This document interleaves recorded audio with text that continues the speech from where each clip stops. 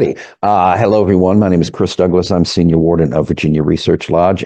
This is our first live unstated meeting where I have people in the room with me. Y'all want to wave to the camera. And then what I'll probably do then is I'll mute when I'm not speaking. You can turn the mic back on. We are doing a panel discussion. I call this a very special Scottish Rite meeting or episode, because we're here at the Scottish Rite Conference in Richmond, and we're taking time out to have an unstated meeting for the Research Lodge. So that's really cool. Since everybody's here, I'm not going to send my usual links around, but you can ask me afterwards if you don't have links to our Facebook page or what have you. I think most of you are already in our group. But I want to welcome everybody who's here today. And I'm going to ask you to just go around the room real quick and introduce yourselves. Sorry. Wes Latchford from the 35th Masonic District in Virginia Beach, Virginia, and also the Director of Education for the Norfolk Valley of the Scottish Rite, and also the DEO for the 56th District.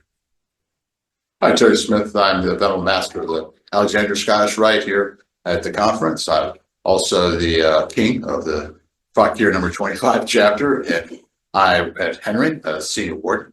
Henry number 57. So looking forward to today's discussion. Bill Buzzes, 25th Masonic District, also the Valley of Lynchburg for Scottish Rite. Tim Thorman, Master of Buena Vista Lodge number 186 in Buena Vista, Virginia, and the Junior Warden of the Valley of Lynchburg, and District Deputy High Priest for the 14th Capitular District of the York Rite. Hi, John Suit, Freedom Lodge 112, Eldersburg, Maryland, also member of Alexandria Scottish Rite, past Commander of Kadosh. Mike Taldo, past Venerable Master, Alexandria Scottish Rite, past Master of Freedom Lodge number 112 in Eldersburg, Maryland. Nice. All right. And as you can see, everyone here is much more qualified to be here than I am, but you're stuck with me as your host. Okay, so how about I'll pose a question, and then I don't expect everybody to answer every question. We just sort of raise your hand and then go, and then we'll see whoever wants to respond. I've got a total of 1, 2, 3, 4, 5, 6, 7, 8 questions, and we may hit them all up. We may not, depending on how long the discussion goes. Okay, so I'll just throw out the first question. We're all familiar with observant lodges, traditional observance lodges, some will call them. And this came up in a discussion and was a thinking point for me. Is an observant lodge similar to a research lodge, and in what way? Good question. Well, an observant lodge confers degrees, whereas a research lodge does not. In Virginia, all the research lodges, I believe, have the same cadre of officers, and we open and close ritually in the Master Mason degree, but we don't confer degrees. We just accept members. And there are a few traditional observant lodges that do not confer degrees. Oh, but that's a very select few. I would say one thing: the research lodges only meet 4 times a year, and many of the observant lodges meet 6 times or 4 times. They don't meet. Some meet all 12 months, and they're focused more on education. Yeah, I think they serve 2 very, very different but complementary purposes. And when again reading, some of Andrew Hammer's stuff, and then there's also another book by Cliff Porter on Traditional Observance Lodge, and it reminds me of what took place in England between the ancients and the moderns, right? Where, everybody said, well, the ancients were the modern guys and the moderns were the ancient guys. Not necessarily so much. What was ending up happening was what became the moderns was a brand of masonry that those who were from the ancient mindset didn't view as really sticking with the ancient landmarks. And it was a vast majority of Irish Masons who kind of led the charge on the ancient side. And it was because they were mostly businessmen. they were businessmen in Dublin, and matter of fact, Dublin was almost more British than it was Irish at the time because of the business relationships between Ireland and England. And so when those Irish Masons would come to London on business and want to visit a lodge, one of the rights of a Master Mason, they were being refused admittance because of varying things. One of the other things was the modern style of Freemasonry became very, very exclusive, and if it was anything other than what we traditionally think Freemasonry is. You can meet on the level, act by the plumb, bar the swear, right?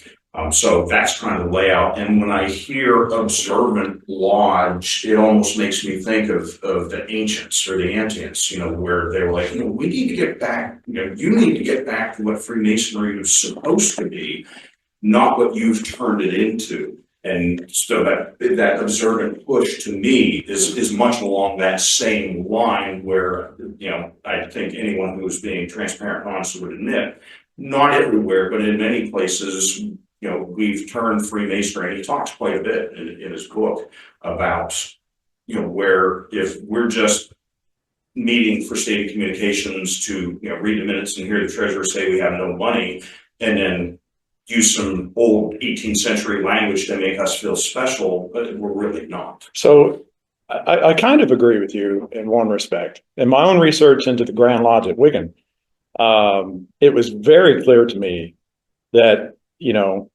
one group had co-opted ancient as a way to attract members. And so they weren't really ancient, they were the moderns because they were new, and that's a fact. So in a way, I agree with everything he said, except where you cast a little doubt on that, because I do think that was the case. But I firmly agree with you that the so-called moderns at that point wanted the traditional Masonry that they knew and understood, and they wanted to stay true to the old rituals. So membership, all that was all true.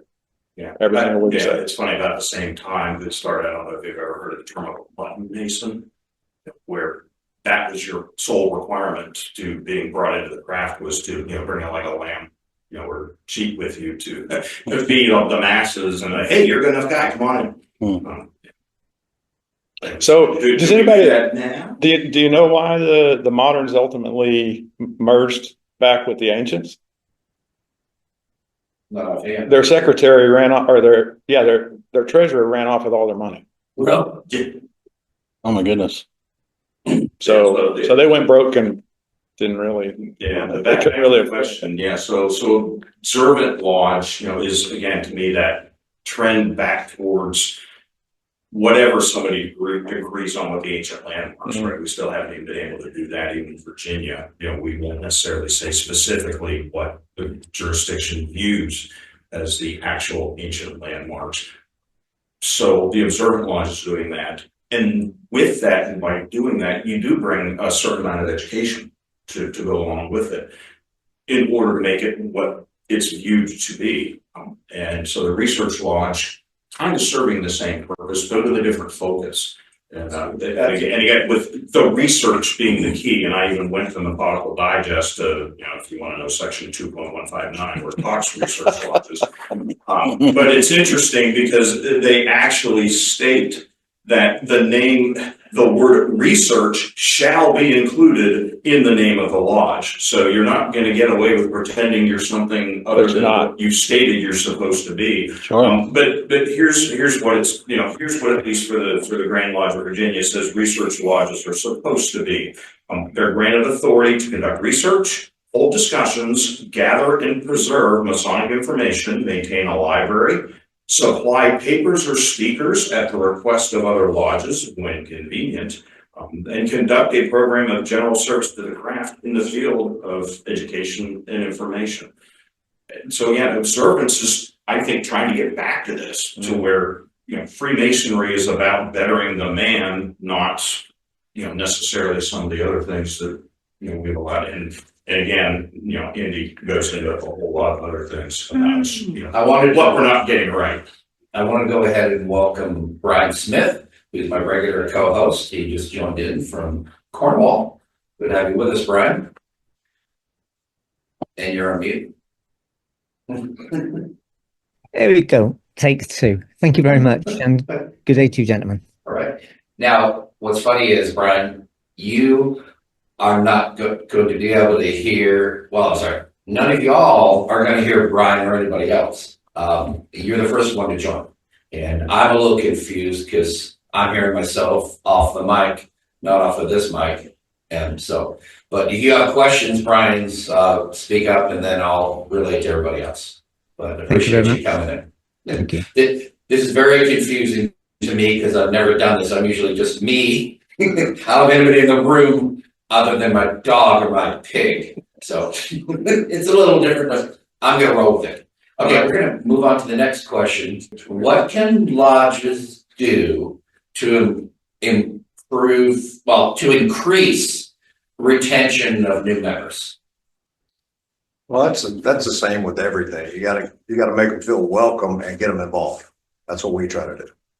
When new guys come in, we don't shake their hands, hand them the pyramid with the perfect elu ring, and then never see them again. We try not to do that. We try to get them involved, let them know, put them on the newsletter, put them on the phone tree, so they're involved. We bring them in and make them feel like, here you are. I think, one thing is to be like a fraternity, and I mean that in the best possible way. At our lodge, we do a lot of things. Every month we meet, we have a bonfire, we have a ring with all the symbols. Somebody leaves their engraved in this big fire pit, and it's fellowship time. A lot of us smoke cigars, that kind of thing, and it's barbecue and all that, and that just kind of evolved out of everyone having a kind of a feeling of a fraternity. But I think that at the end of the day, I mean, I didn't join because I wanted to, join the world's oldest fraternity. I actually was much more interested in some of the esoteric aspects of Masonry. And I was in a college fraternity, so I kind of had my fill of that. But I do value, and I know that our brothers at our lodge value that camaraderie that comes with that. The typical things that happen on lodge, tend to be more enthusiastic if they're with people and well. And part of that is just having fun. And I think that is really, really good for retaining. So to sum that up real quick, because you don't want to go to lodge and just do business, right? Because that's boring as all what. You need to have varied presentations and engage members at different levels, right? And the new members, you do need to put your arm around the new members. You have to, Of course, yeah. you integrate them early. And in fact, what we do is we like to have the new members visit us outside of lodge at our social events, as opposed to, bringing them in and just, going through it that way. But as a past master who's recently left the East, I think critically, lodges need to put members closer to where they live. So in my last year as worshipful master, I started directing, potential new members to lodges that were within 15 miles of their home, because I did a survey of all the active members of my own lodge and found that 99% of the guys that did the work in the lodge lived within 15 minutes of the lodge itself. So if you want to increase the number of active members in your lodge, you need to direct prospective members to lodges that are closer to their home. All right, and that of course applies in like a city, suburb area where you have many lodges. That's right. There's obviously parts in Virginia where Maryland also. 50 miles from the next line. Yeah. So of course doesn't apply to that. Yeah. I do want to say that these three brothers are all commented. They were all there. Well, you were bartending. All of them were there in Alexandria in our big open air off the hospitality suite, and we sat around and talked on Friday afternoon and smoked cigars and drank for like 3 hours. Yeah, and I wish I had a camera and set it up so we could because we had some serious discussion. So I'm trying to put lightning in a bottle again. Yeah. But when you mentioned the fire pit, that was one of the best experience I've had in Masonry. Yeah. Was that weekend at Scottish Rite last time. Because we just sat and drank and smoked cigars and just talked. And that's what masonry should be. more Yeah. of that. And I don't know if this is going to go into your later questions, but one of the things I wanted to do in joining Masonry was not necessarily learning secrets or any of that stuff. I wanted to see if there was anyone to talk to about the things that I understood about the world that are typically considered as esoteric, and that is a prime example of that coming, being fulfilled. That's, just having people to talk to about, things that aren't typically talked about, nothing nefarious or anything like that. It's just, if you see the world a certain way, you want to know if other people do, or you want to talk about it and things like that. That's what I found in Masonry, and especially found in the Scottish Rite, especially the individuals in the Scottish Rite. That's been really gratifying in general.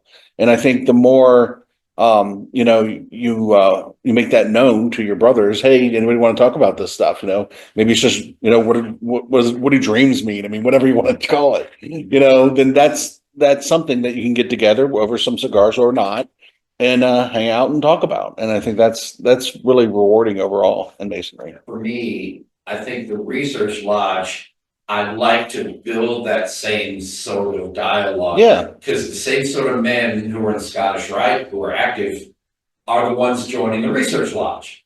So, but again, because we only meet 4 times a year, we're usually driving to another city. We do talk quite a bit before and after the meeting, but we're not going to spend hours and hours and smoke cigars. Right. I'd love to, but we got to turn around and drive back home. Sure. So we're a Scottish Rite. If you're at your local Scottish Rite, you can stay later. That's You're here at the conference, you can certainly drink and smoke, and all you got to worry about is getting the elevator to let you back That's to right. your room. I can't stress enough, though, the importance of having these kinds of conversations outside of the 4 walls of the lodge. Yes. Because I just want to use our lodge as an example, right? In the last 11 years, we've averaged, 10 new brothers a year in our lodge in Maryland. And that's an incredible number. And, while most lodges are declining, and one of the most common themes I've heard when I talk to folks is that because we meet outside of lodge, they get a little bit of what they are missing in society today, which is kind of what we have right now, where everybody's sitting face to face and having a good conversation, and you learn more, and it means more. And I think that's what I miss. I'm going to give you a parallel to that. When I lived in England, one of the greatest places for me to go was the pub that was just 25 yards down the block. And one day I took a 30-day leave from the service. And when I got back, I had a sticky note. They were angry with me that I didn't tell them that I left. The guys at the pub, they literally took the time to grab a sticky note and stick it on my door. And that's the way our forefathers used to meet, to solve critical problems and to make this, I think, ultimately to make this world better. And I think because we're fractured more now because of that, because we don't get together. And I think that's what I used to hear as in my last year as master, was that those meetings meant a lot to everybody that we were bringing in. Yeah, it really is that shift in mindset, right? I think we become complacent with the idea that the lodge is a place, right? That's where Masonic work happens. And you've got to turn that on its head and say, no, so the lodge are the members. And my year in the East at Lynnhaven, I used the theme, a lodge without walls, because we had lost touch with the Lynnhaven community for which we were named. The community, that's a great point that you make. And I was telling illustrious Grand Cross Art de Hoyos just earlier today that one of the things that struck me as I was preparing for the East, so this would have been in 2020 actually, was I was looking at, Masonry in the past, and picture after picture after picture after picture, I realized there was a theme. There was Masons in the community in every single picture, right? They weren't sitting in the 4 walls of the lodge. There was almost none of those pictures. Yeah. They were out in the community, and because we're not active in the community, I think that's one of the reasons why we struggle. Yeah, and a lot of times, and again, this is my own opinion of view on it, but a lot of times we hamstring ourselves Because we then take that, well, we got to get more involved in the community. And then the follow-up is because it'll attract new members. And I'm like, no, you're going to get out in the community because that's what we're called to do as Masons. Sure. And whether or not a new member, becomes interested and eventually petitions and joins, that's the side benefit of it. I think the big thing about being involved in the community, I agree with what you just said. I think the big thing about being involved in the community is being seen. Because remember, we don't ask people to join, we're there. And they have to ask. And surprisingly, there are a few brave people that have approached us by participating in the community. And so it's actually helped. And I encourage all lodges to try that. The one other thing you said that I wanted to make a point of, which I have heard several times from members, is when you were absent from the pub, they missed you. They did. And they recognized he's not here.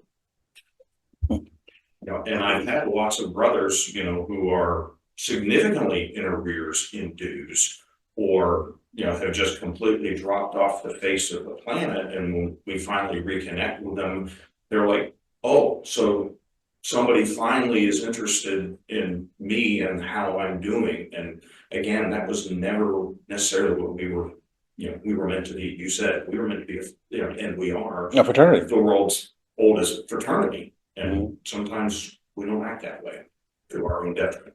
I'd like to move on to the next question. This should be a phone number. Andrew Hammer, in his book Observing the Craft, suggests that appendant bodies draw members' focus away from the Blue Lodge. And is this true? And if the Blue Lodges actually offer Masonic education, would members still be driven to go join appendant bodies? Oh, I want to go first. Yeah, I'll take second on that. I want to go first because one of the things that we do at Freedom Lodge is we have an education officer. And he was my education officer for all 3 years. And let me tell you something, there's no better resource than having a resource that has connections to be able to drum up presentations, to draw interest.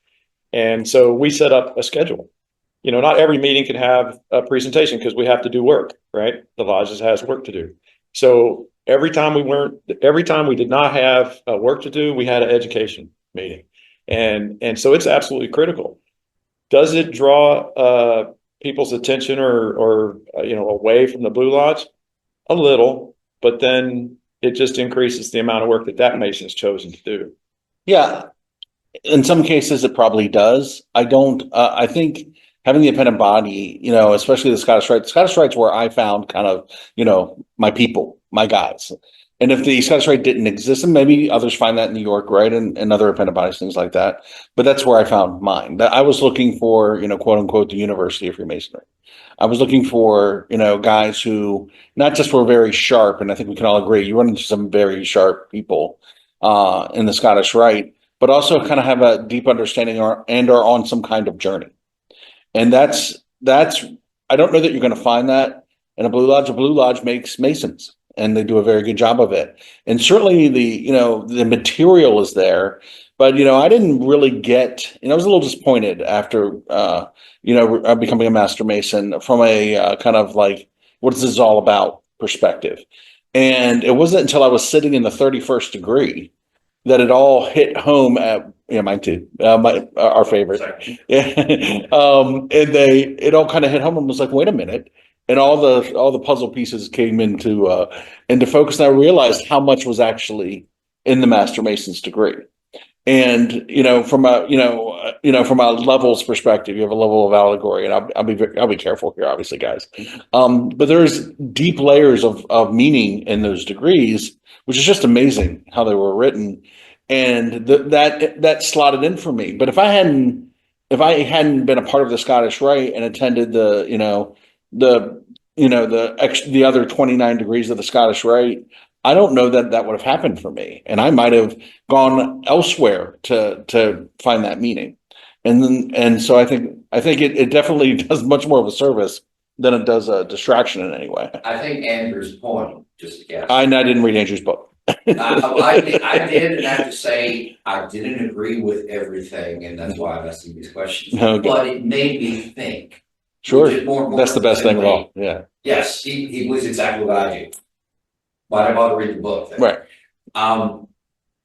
I don't think the Blue Lodge communicates all of the symbolism and the meaning of the 3 degrees. As you mentioned, the other bodies have managed to kind of draw things out that's right. upon reflection on what they teach. But the other thing that I think he didn't take into account is, okay, I would not be in a room with all of you today if we didn't have Scottish That's Rite. right. I'd be in my blue, I'd be in his lodge maybe because he's in my district or close. No, we don't want you. So he didn't blackball me, I didn't him yet. So, but Guard the door. Scottish Rite, even more than the Royal Lodge, I think, Scottish Rite is, we're the cornerstone of these 3 districts, or your 5 districts, or your 3 counties, whatever it is. And that's where all the active Blue Lodge Masons, the masters and the wardens and the deacons, they go to Scottish Rite. You're already getting the cream of the crop. And they're meeting together as kind of a break from the Blue Lodge, but we're connected, we're networking. And you wouldn't spend time with members of all those other lodges if you didn't get to go to Scottish Rite. That's There's a right. That's right. community above our lodge communities that Scottish Rite offers. I just want to state that one of the things that John and I were able to do was to take what we learned in Alexandria by going through the degrees and participating in the degrees and going to reunions over and over and over again, was we took that information back to the Blue Lodge and broke it down for them at the appropriate levels with the appropriate attendees in those meetings. And that is something that should be incumbent upon all of us at the Scottish Rite. Yeah, that's not to say we took what was asked not to be said in the Scottish Rite Of course. to the Blue Lodge. We certainly didn't do that, but there's certainly a number of things you can relate back to the first 3 degrees in Masonry.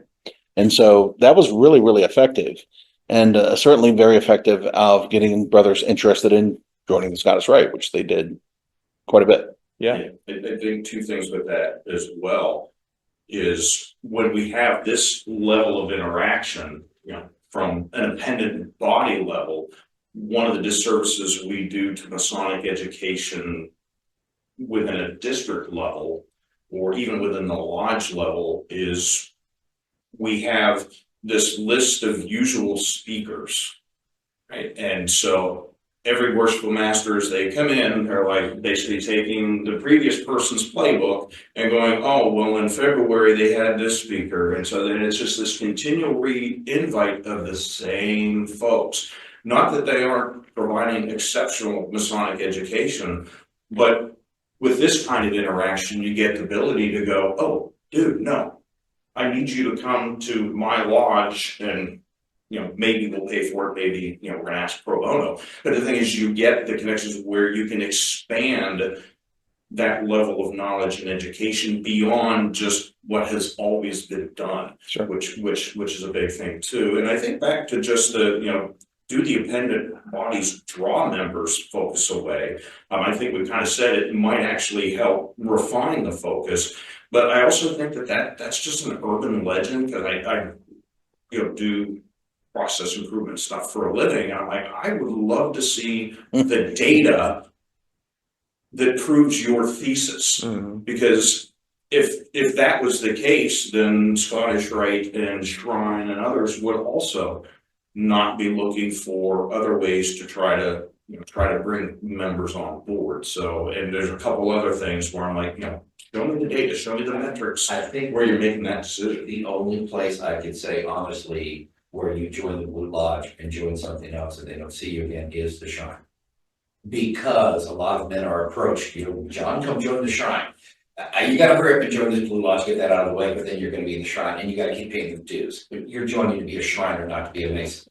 And honestly, with all respect to all the great work the Shrine does, that's their recruiting tool. Yeah. And the Scottish Rite is, I don't know anyone who's active in the Scottish Rite who was not already, they're somebody or they're a recent was in their Blue Lodge. So it's not that they never go back to the Blue Lodge. The Shrine may be the only one that actually does that. And Honestly, they weren't ever going to be active in the Blue Lodge. They're joining to be in the Shrine. That's not all of them. I mean, look at Leon Stocks as an example of someone who is active in absolutely everything. Yeah, but go ahead, brother. But I was to say that the Henry number 57, you could probably bring that first question together with the second question. We're talking about community and being part of the community. And I think as an extension, the appendant bodies reach out and extend our community within Masonry. But I think with the Henry 57, we had a really interesting, we actually donated our lodge in Fairfax to the city of Fairfax, and it's their city hall. And as part of our, sort of deed, we said, oh, but we get to use the city hall a certain, number of days. We have a right to come back to and use this. And we used to do our installations there. After COVID, all of a sudden, people were sort of like, well, who are you? Mm-hmm. And, why do you think you have the right to come in and use City Hall? And it's this, if you don't use it, you lose it. If you don't make the connection, then you can't keep the connection. So I'm saying we make these connections. It's part of the, we sit there and we take our obligations seriously. And that's one of the obligations I think that as a Blue Lodge member, I take seriously is that connection that I make not just to my brothers, but that, it's incumbent on me. So all people have that claim upon me. Okay, still talking about Andrew Hammer. Andrew Hammer also said that Masonic youth groups are a distraction, that Masonic lodges should be solely focused on improving Masons, not helping youth. Agree or disagree? No way. That's completely wrong. Yeah, that's got to be super short-sighted. That's narrow. That's generationally short-sighted. It's narrow-minded and narrow thought process, and I'm on the record for that one. Again, going back to the statistical analysis thing, because oftentimes, particularly grand annual and other gatherings of Masons, we talk about our youth groups as the future of Freemasonry. Always say it. Right, but I'm like, okay, and where's your metrics and data to show how many DMLA eventually become Master Masons? How many, Jobies or Rainbows end up affiliating with Eastern Star or any of, the other laundry list of appendant bodies where we have, both men and women participating. And so again, but we always get back to that thing where we become short-sighted and we think of it as just a membership thing. Well, we support the youth groups because they might become members. Well, no, we support the youth groups because it's what we're called to do as Freemasons. And oh, by the way, they're working to live by the same values and principles that we supposedly, not only are proponents of, but live our lives. I mean, it's not just the Masonic youth groups that you should support, right? Yeah. I mean, Boy Scouts, Girl Scouts, the whole 9 yards, because, I know that you're exactly right. I can't improve upon what you said. I just trying to extend it beyond just the Masonic youth groups. So Tom Varner, who was actually one of our Zoom meeting guests before, he is the chaplain for the conference, and he led the necrology service, which is where we honor the KCCHs and 33rds who passed during the year. Obviously, you can't recite all of the members of all 9 valleys that passed during the year. So we only specifically recognize the KCCHs and the 33rds. And thankfully, Shenandoah, our brand new valley, didn't have any deaths. And I think that's great. But the fact that they're only a couple of months old, that may be the last time. But I'm very glad to say they had no deaths. And then, of course, we had one more flower representing all of our brothers across all across all the valleys who passed away. But what Tom did, which I thought was really nice, and I'd like to see it continue, he didn't just say, Brother Ricky Smith, who was a KCCH and was a member of this valley, but he was also a member of DMLA. Tom, who's a senior DMLA like I am, mentioned in the necrology service all of those who were senior DMLAs, and this one fellow was 85, an 85-year DMLA. And likely the oldest DMLA in the country. Mm-hmm. And he mentioned all of them who gave service to DMLA. They were either a DMLA as a youth or they were an adult advisor, and often it's both. And there were quite a few people sadly lost this year from the Virginia Association of DMLA who were very active for years. Some of them I've known when I was in DMLA myself. So I think you can say the fact that Matt Cernosky is a senior Dean Malay, he'll be Grand Master in a few years, and Tom Barber is a senior Dean Malay, I'm a senior Dean Malay. There are quite a few of us who are very active in Masonry.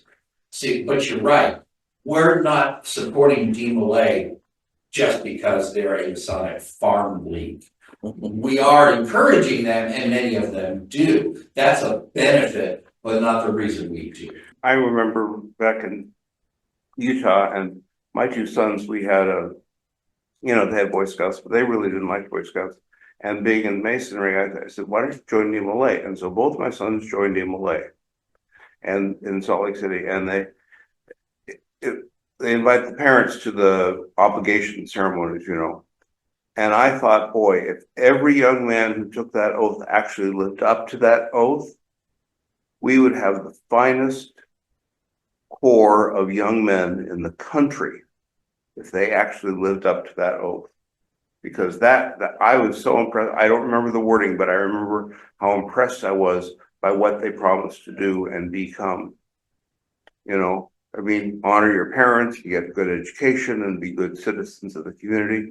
I'm happy to say my two sons have lived up to that. I'm happy to say I initiated one of my sons last year in the Masonry, and he's now my senior steward. We should mention the Scottish Rite. It was Frank Lamb, who was a Scottish Rite Mason, Yes. who founded Dean Malay. Right. And he and another brother used the ritual of Jacques Dean Malay from the 29th degree, and that's how they chose the name. So one thing that I like about the Dean Malay ritual that actually I think the Masonic ritual should have some of those words, like in the installation ceremony for the Master Counselor, from the ranks you have arisen into the ranks you will soon return. I really think every Masonic installation should have that as well too, and the master. The other thing I was laughing about, well, just on the Dean Malay side, but thinking about it, it kind of relays over into our other two Masonic youth organizations, is regrettably in many instances I have seen that they take their ritual work much more seriously and are a heck of a lot better at it than a lot of our lodges. There are times where I'm sitting in a lodge and I'm asking the question, am I in a Virginia lodge? Because the ritual that this is not what I have learned, or it's not the way we do it, but I also did a caveat before I restated that the ritual you see here, is only similar to the ritual of the Grand Lodge of Virginia by pure happenstance. Should we require a mandatory delay before a candidate may submit a petition to ensure he is a suitable candidate for membership? So I had the privilege of traveling in Colorado a few years ago. And when I did the fellows program in 2018, I met a couple of guys from Colorado. And we stayed friends. And then I said, hey, I'm coming to visit family while I'm out there. Hey, come to lodge with us. So went to Blue Lodge, and they have a standing order, I guess you could say. They have to come, a new candidate has to come to 6 consecutive meetings a month to the dinner. Now, obviously they can't go in the meeting, and I asked about that, but they have to come 6 consecutive meetings or, for the dinners. And it shows their commitment to going into the craft. And they said they have found that when since they've started doing this, and this was in Denver, and I forget the lodge, but since they've been doing this, they said they have, new members coming in who stay involved, and they've shown their commitment right from the beginning to be able to do that. And that is something we've actually talked about in our lodge. A lot of times we get new guys come in, they don't get to find out where the Holy Grail is and the Ark of the Covenant right out of the gate. And they're like, well, so sometimes, we don't see them again. And that's unfortunate.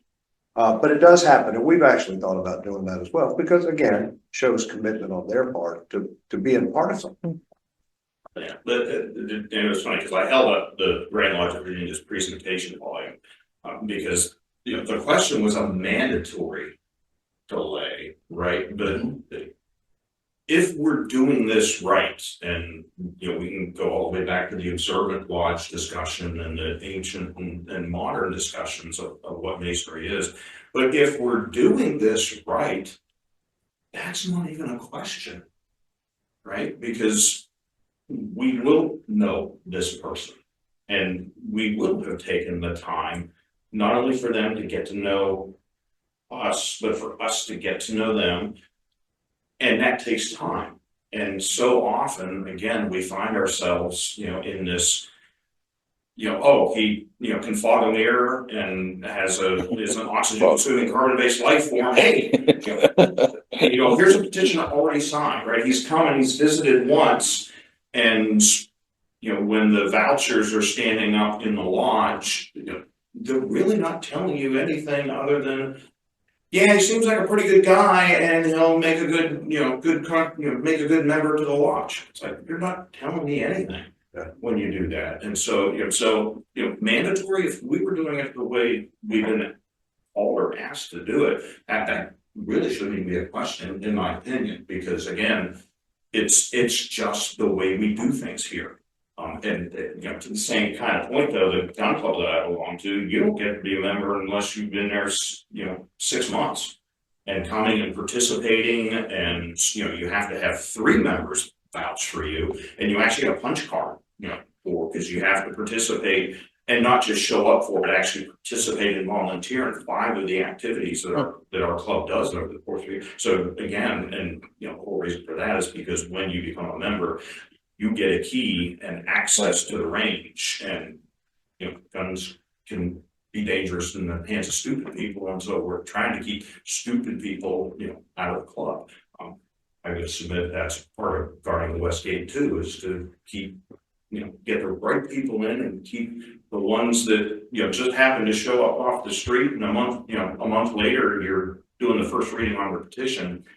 That's not how we're supposed to be doing business. But and on the flip side, you want to make sure they understand what they're getting into, and they're a good fit with where they are. Yeah, which I'll take and go to. Well, it's the next question of a follow-on question. Is the question being asked that, or is the implication? Because I haven't read the book either. Sounds like I don't want to read the book. But is the question being asked because there's a perception that somehow the brother that's come in doesn't have enough education, and that this is going to take him away from the Blue Lodge because of some perceived idea that the Blue Lodge is going to distract him to the point where he's not going to participate and ultimately is just going to leave? Is that what he's? The question is, I guess we should know the candidate more thoroughly, and Prior to becoming a Blue Lodge Mason. It is just a Blue Lodge. Yeah, so I don't think it matters. I don't think it matters. I mean, I was given a Scottish Rite petition almost the instant that I was. No. This is not for Scottish Rite. This is just. Oh, joining Blue Lodge. Yeah. Straight up. Completely misunderstood the question. You can erase all of that stuff I just said. Should there be a mandatory delay before a candidate can submit a petition? You sure the suitable candidate? No, isn't that the part of the investigation committee to go out and talk to this man and find that out?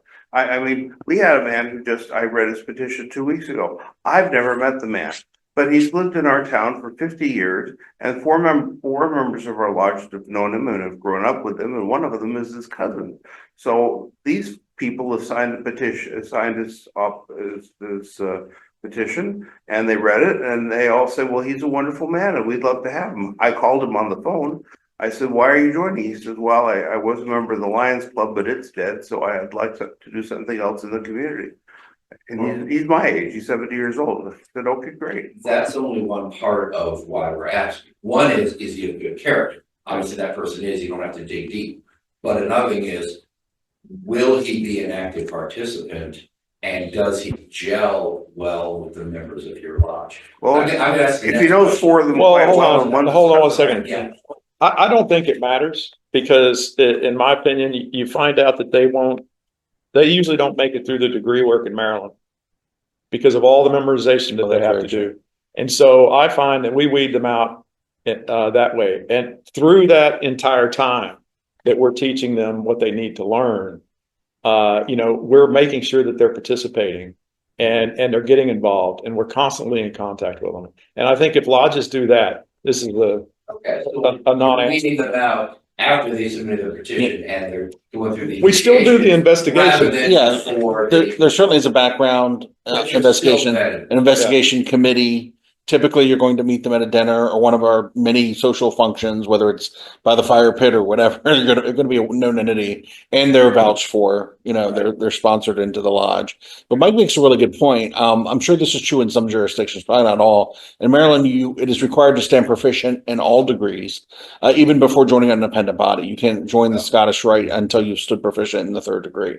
So it's a big commitment. Year and a half. All the way through. So some will drop out as under apprentices because of because of that. But in terms of, the quality of their character, I think Maryland's pretty good. And I'm sure Virginia is also in general, on bringing in quality candidates and making sure that, there aren't people who are coming in because they have some crazy internet conspiracy theory about masonry, or they saw something in a movie or whatever. Those people exist, obviously, but you can discern pretty quickly. Either that, or they're going to be very disappointed that they're not what they thought you were, or something. So they'll go out on their own. But in general, and the background investigation does a lot of that. On the flip side, I know a brother who's a Scottish Rite Mason who still believes all the crazy conspiracy thoughts, even though he's already a member. Oh wow!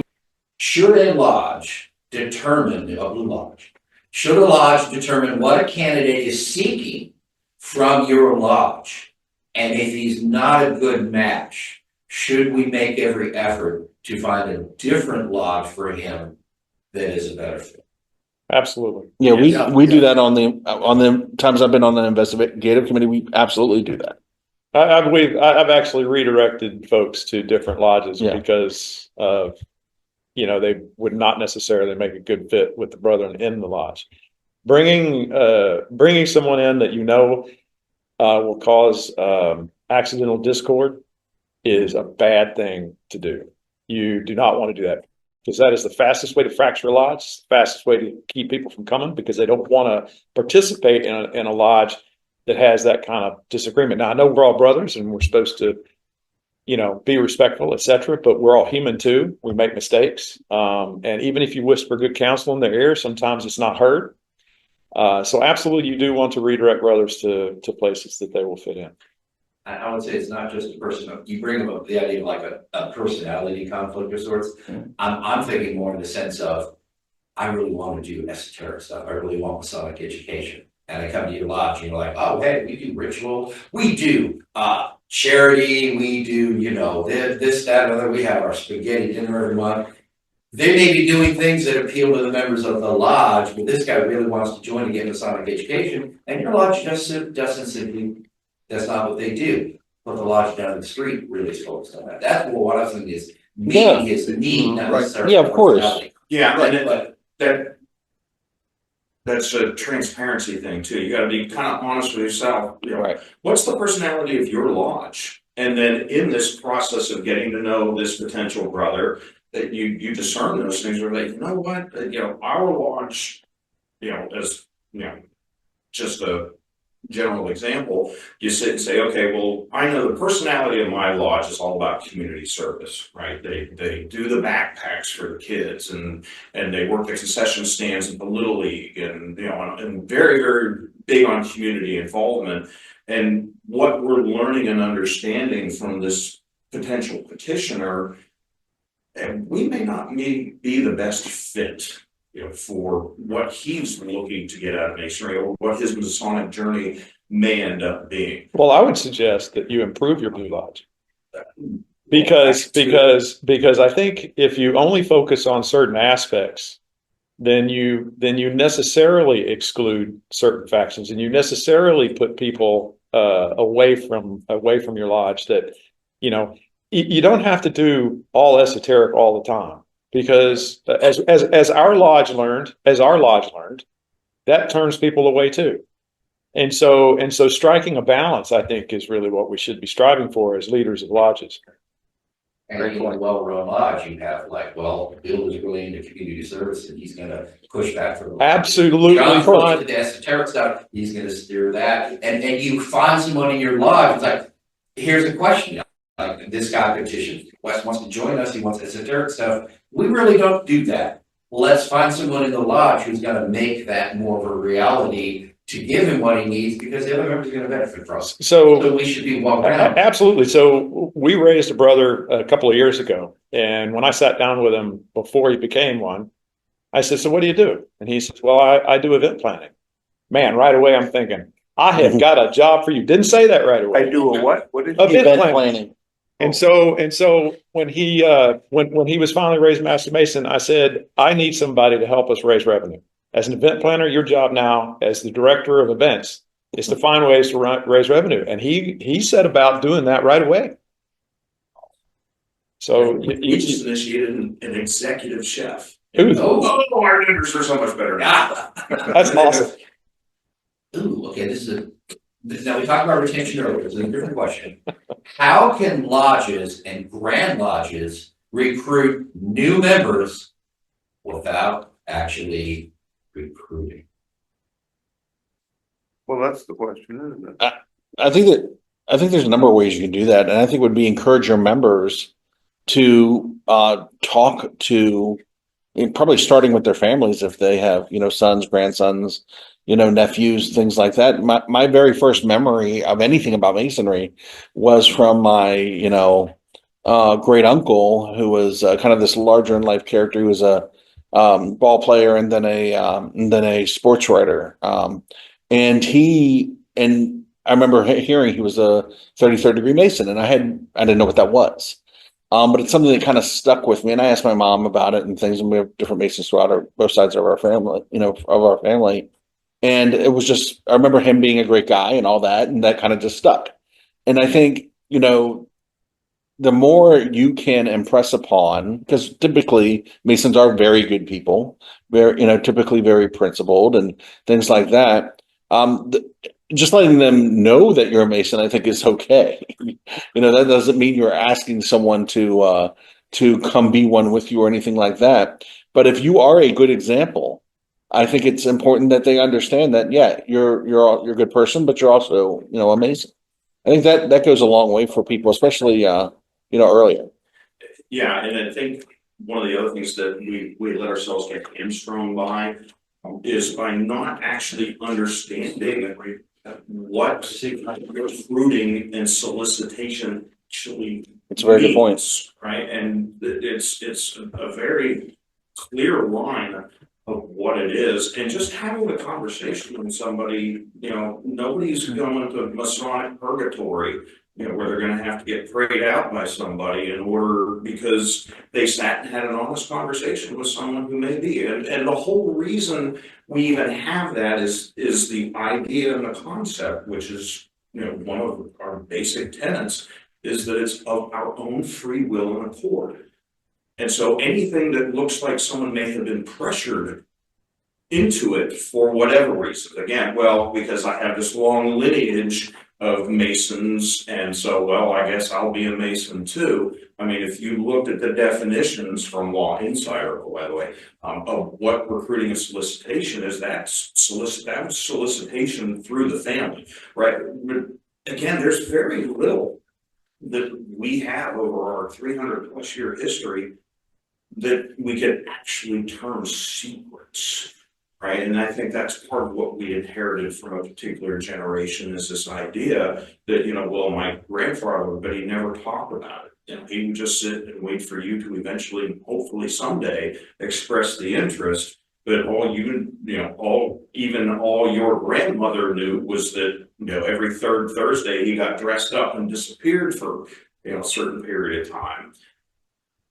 And a lot of that has carried over too. I mean, I would say I was recruited. Sort of, because one of my best friends at work, we were sitting both, we were both of Irish descent. He was Roman Catholic, I was not. And so we would get together and he would toast his ancestors with a shot of Jameson, and I would have a shot of Bushmills. And at one point he just looked at me and said, hey, you know what? You're a Freemason already, you just don't know it. That's always good. Yeah, at which point I was like, well, tell me more. Well, let me ask you. He was my first contact, right? I want to recognize Michael Taylor, just joined us. Hello. And the question was, how can lodges and grand lodges recruit new members without actually recruiting? Well, let me ask a question. So a few years ago, the Grand Lodge of Maryland ran on Super Bowl commercials. Remember that? Yeah. You didn't see him? You did see him? Is that recruiting? If you advertise that's what you get. How is it recruiting without being recruiting? It's public awareness. I look at it more like marketing than recruiting, making people aware we're here. Well, More information. there was a great debate in Maryland about this. Yeah, okay. And so if I wear let me keep going with that. If I wear a t-shirt that has square and compass and it says ask one to be one on it, am I recruiting? Technically, no. You're putting yourself out there and being, well, what's that about? I think it's necessary that we put the body out there. We need to show them our good work. Recruiting specifically pertains to the process of seeking and selecting individuals to join an organization, group, or team. So like military recruiters, right? There's a reason why they're recruiters and recruiting, right? Solicitation generally refers to the act of requesting or enticing someone to engage in an activity. But again, to me, I think we hamstring ourselves because we ask these questions and get wrapped around what is more nuance than practical application. One way I thought about it is, okay, let's say I did a bunch of flyers for the research lodges. And you're going to Masonic recruiting purgatory. And well, this is I'm recruiting from it. The beauty about the attendant bodies and the research lodges, I can recruit the hell out of you because you're already starting. Yeah. But I printed up these flyers I'm giving away this weekend to anyone who doesn't know what a research lodge is, and to make them aware of it. Here's what we are. Here's what we do. Here's contact info, and I will talk to every one of you about it if you're not already a member. So let's say that I put up I make a nice flyer for my lodge, or the Grand Lodge gives me a nice flyer talk about masonry, and I can hand it out to prospective members.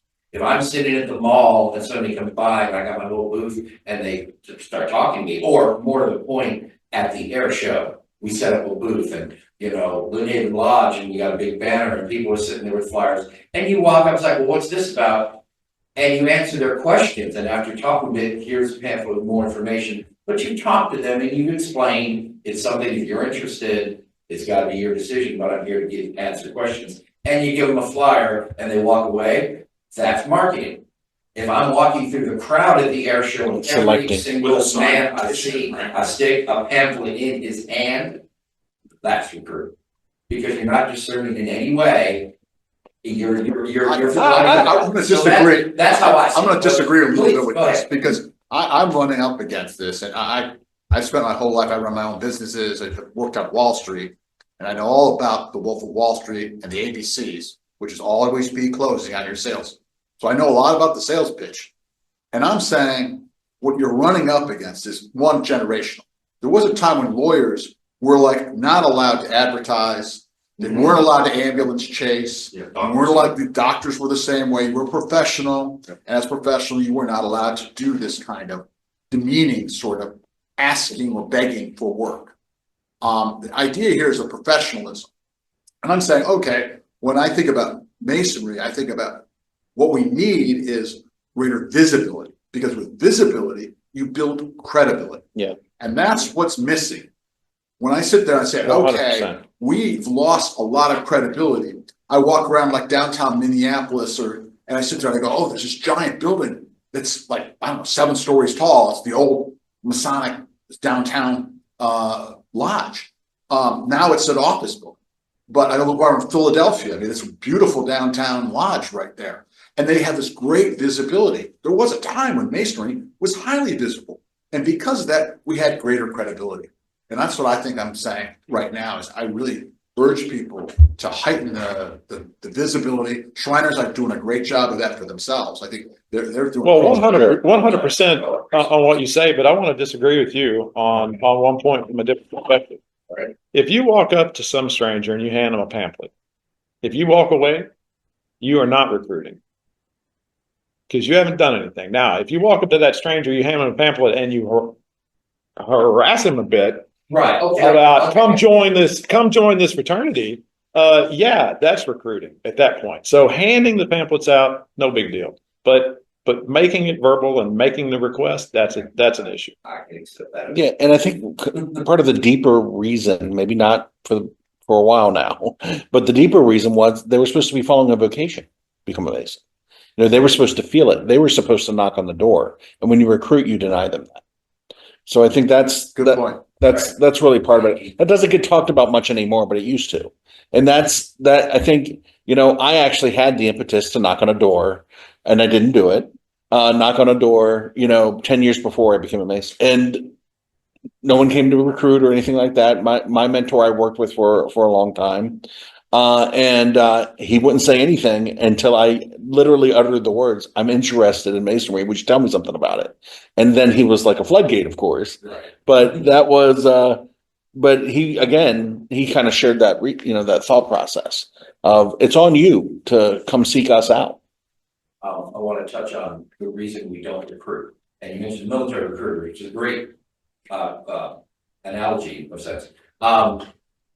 There was a thing, the military probably still has this, called buddy program, where you want to join and your friend comes in with you. I knew 2 girls in my high school who both joined the Army. One joined the Army because she really wanted to join the Army.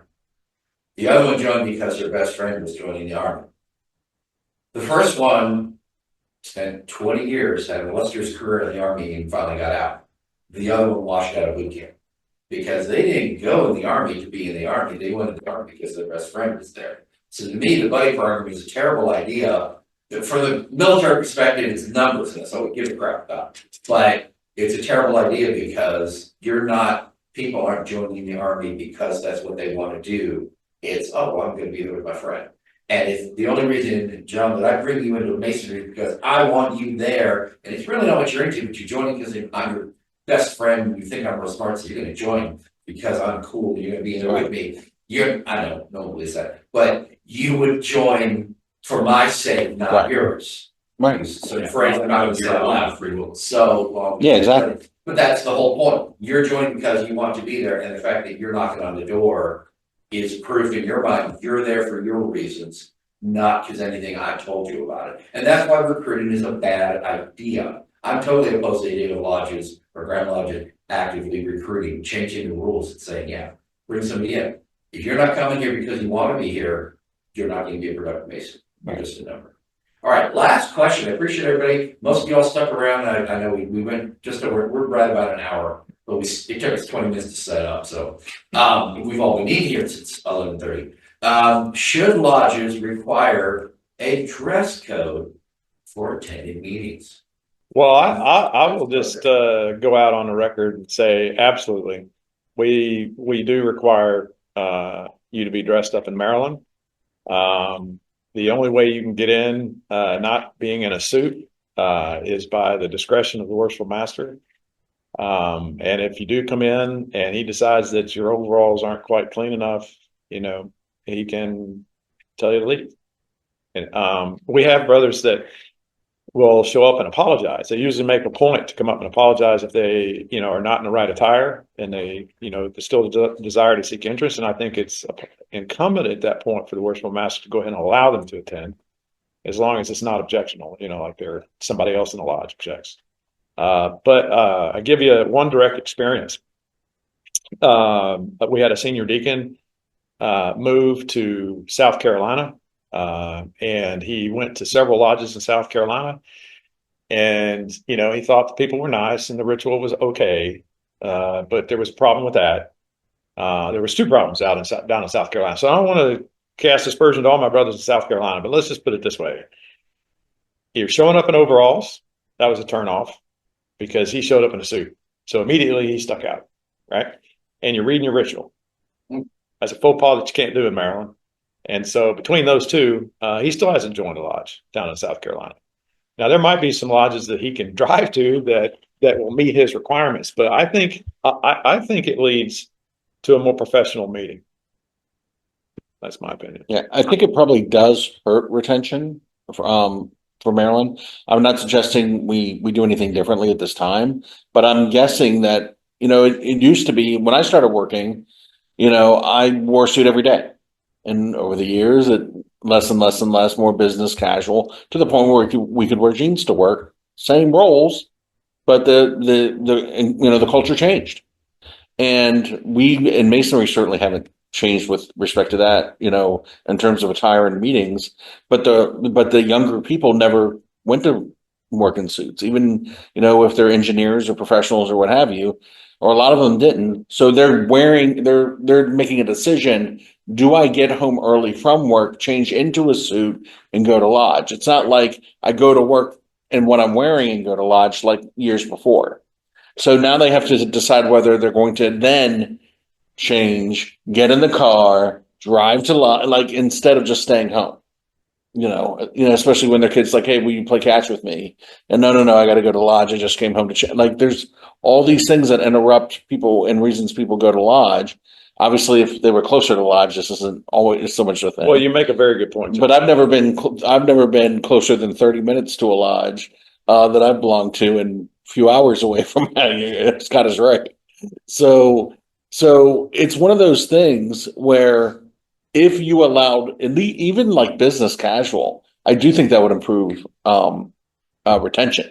Now I might even side on the argument side of, well, when you're in lodge, it's supposed to be, solemn in a lot of cases, and depending on the work, I may compromise and say anytime degree work is happening, you're in a suit, and if it's just a regular business meeting, maybe business casual would be okay, like that kind of thing. I had that experience because I visited a lodge in one of the Carolinas, and I always take pictures. I love, because to me, every lodge room has its own personality. Oh yeah. But and I came in, my wife looked at it and he goes, "Are you the only one in a shirt and tie?" And I said, "Well, I'm also the only one with my shirt tucked in." But I do think it goes back to what and again, when you're talking about the solicitation, it goes back to what someone I thought well put to me one time, and he goes, "Masons take good men and make them better. We don't take bad men and make them good." That's right. So there has to be something in there already that makes you suitable for it.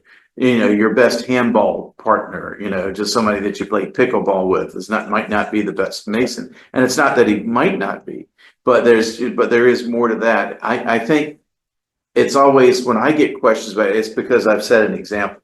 And I'll enthusiastically talk about, oh, well, we're doing this, and we're doing that. And I'll just say, hey, what'd you do this weekend? Said, oh, we went to a meeting, or like, we're planning on doing something for Lafayette's anniversary of his visit coming up, or I went to Fredericksburg and went to a great meeting with a bunch of lodge brothers there. That sort of thing intrigues people. And again, that's the kind of thing that makes people, as they say, knock at the door, Right. Because they see something that you're enjoying, not just because you're enjoying it, but it's actually meaning something to you. So in a way, that's an example of bringing people into that you're not recruiting, and you certainly want to answer questions for that. But it's the same thing true. Like I said, I doubt, when I was a little kid, if I'd have gone to my grandfather, he probably wouldn't have said a thing to me about it. But I think now, when people ask me, I'm very, open to saying, hey, I really enjoy what I'm doing, and here's why. It's a higher group. It really is a higher group of friends too. When you think about your best, when you turn around these days, I realize that most of my, not all of them, mind you, but a top half of my good friends, let's say half of them, are people from my lodge or other lodges. Yeah, they're a great country song. They're a class of losers. Yeah. So, Go ahead. Sorry. Yeah. So, but I think a good part of the conversation when it comes to what constitutes appropriate attire for whatever it is, again, whether it's degree work, whether it's just a monthly statement communication, it's social functions. Part of what brought this into a little more light this year in Virginia was the Grand Master kept getting asked, basically the question, do we need to mandate, what is appropriate attire in the lodge? And I love the way he approached it, because he couched it with what Masonry was, when he came in the craft, where, it was not only coat and tie, but it was dark suit and tie. But then he basically went, and rather than trying to relay what could be considered appropriate attire, he went directly to what is never appropriate attire, right? And so he went through the, shorts, flip-flops, jeans, because when you say business casual to some folks, Oh, sure. Jeans. Yeah, well, and with 2 tours active duty with NATO, you learn very, very quick that business casual in Europe is not American business casual, and you end up with that guy that shows up, in a golf shirt and shorts, and everybody else, business casual is you're not wearing a formal suit, you're wearing a sport coat and a tie. So you learn that real quick.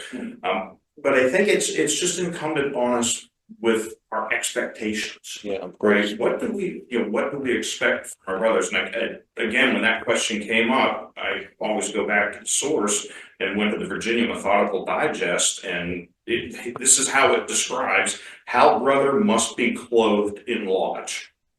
Every brother must always appear in his lodge, properly clothed and in clean and decent apparel. Which then, to me, leaves it up to each individual lodge to determine what that means for their lodge. And I'll tell you, lodges in southeastern Virginia in the summertime, we can sometimes be 1 foot from the gate of hell with temperatures, because temperatures will exceed 100 degrees and the humidity will be 1,000.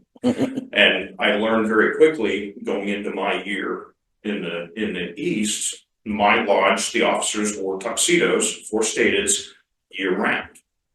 And in having a conversation with our Tyler, who sits in the anteroom, which is not air conditioned,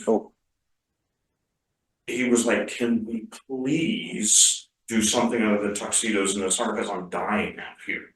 At which point I was like, okay. So we got lodge shirts, the expectation, khaki, pants, and dressed shoes, not your sneakers or anything else. And it played out pretty well, so much that it has been going on long enough that nobody really remembers the fact that we wore tuxedos all the time. But again, there's that expectation that this is what you're going to wear. And I think that's really what it is what's expected. We had the current master of Kempsville Lodge went and visited Montana just this past summer. One of his relatives was being installed as a master. And you want to talk about differences in philosophies of what is appropriate attire. This was an installation of the worshipful master, because they do this mid-year with the Grand Master of Montana there. And he had on cowboy boots and a flannel shirt and a Stetson, because that's what that's their expectation.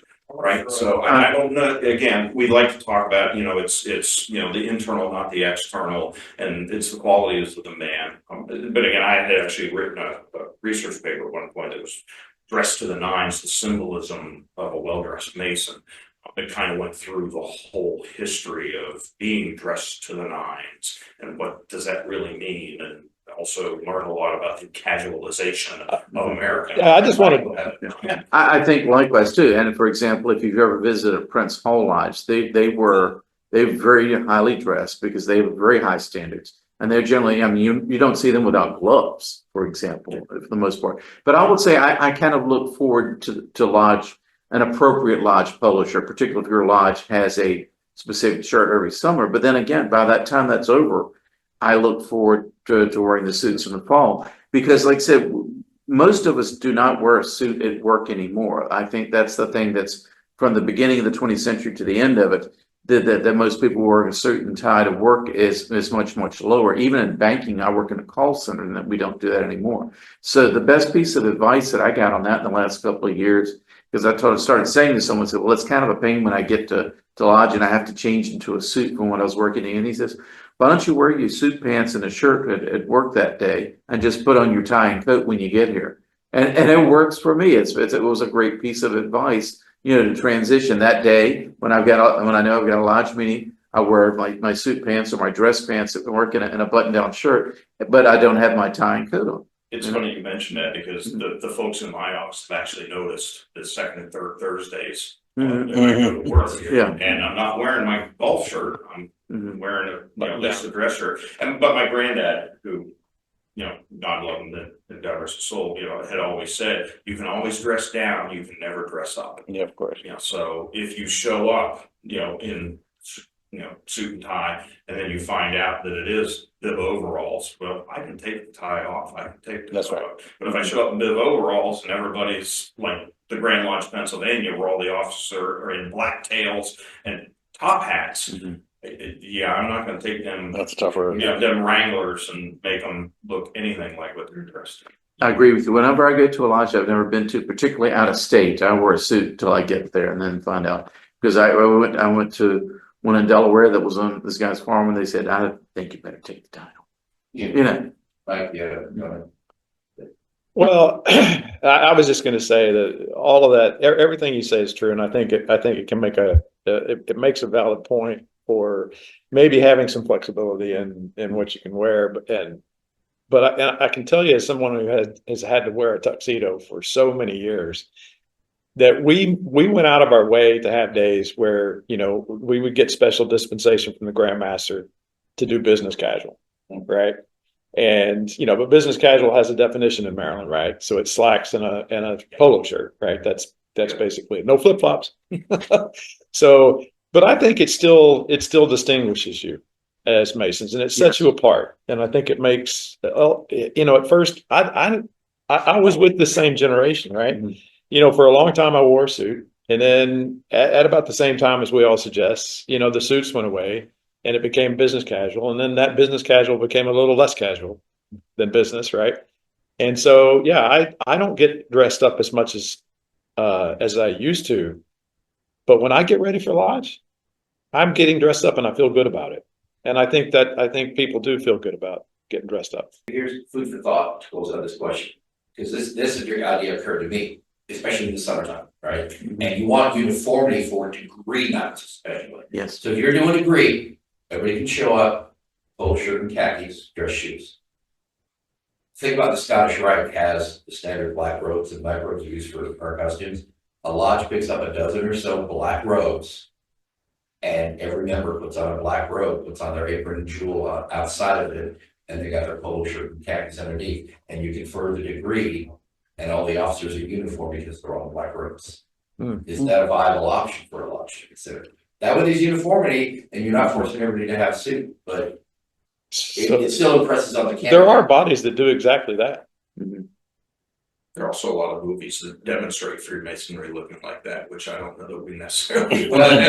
That's what I was thinking. Encourage the cows. No cows. I want to say, if you're watching this online, please like and subscribe. This has been a unique experience. I will try and do this again in the future. I thought it was a lot of fun. It is an adjustment for me as the host to be trying to pay attention to y'all sitting here with me. And fortunately, we only had Brian for a few minutes. We didn't have a whole bunch of other attendees. I want to do this more often. I'm going to give every one of you a chance to any final words before we close out. Start with Wes. Don't be first. Think about your Freemasonry. Don't just attend lodge.